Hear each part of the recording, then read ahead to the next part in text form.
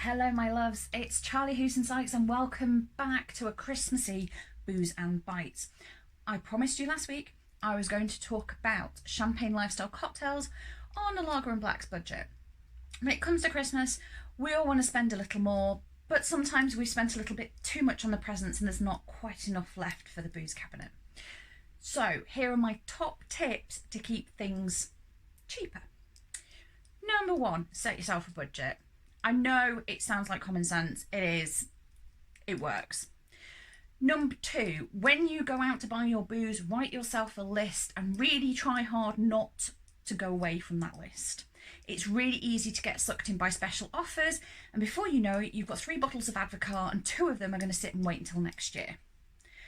It's not a waste of money. Exactly, you might use them next year, but things are tight. Let's not mess around. The next thing I'm going to say, I love to shout about my independence. In this case, I'm not. I'm actually going to suggest you hit the supermarket. The supermarkets have massive, massive buying power. And the number of times that I have spoken to wine reviewers who are astounded by the quality of spirits and wines and champagnes and fizzes and everything on offer, it happens all the time. They are still astounded by the buying power because it brings them not just cheap booze, but quality booze at the same time. And exactly the same goes for the spirits. You know how when you're buying, say, your baked beans, you know full well that the non-branded type, the own brand that's owned by the supermarket, is quite often manufactured by one of the big brands. Exactly the same happens when it comes to spirits.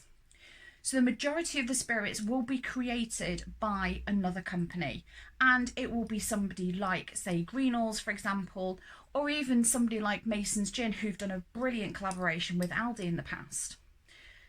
The spirits are still quality, they're just reduced in price. Take advantage of it. I mean, a good gin liqueur is going to go amazingly in a bottle of Prosecco from Aldi. Just saying. Going back again to planning, have a look at pre-batching cocktails. So things like a Manhattan, a martini, they all begin with an M, an old-fashioned.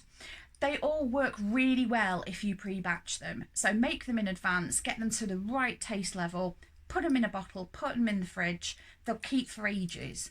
And it also means you're not having to spend oodles of time mixing drinks when you're actually wanting to have fun. Finally, hit the freezer section. So many cocktails call for syrups or purees or fruit muddled in. Even things like mint, you can buy, put it in the freezer, use it as and when you need it. When it comes to the fruit, you can get bags of pineapple and bags of blueberries, and they're much, much cheaper than if you go to the fresh section. So buy the frozen stuff, and it also chills your booze down at the same time. Bonus. You don't need to use ice cubes. I hope these help, and I hope these mean that you have an amazing Christmas and some amazing Christmas drinks.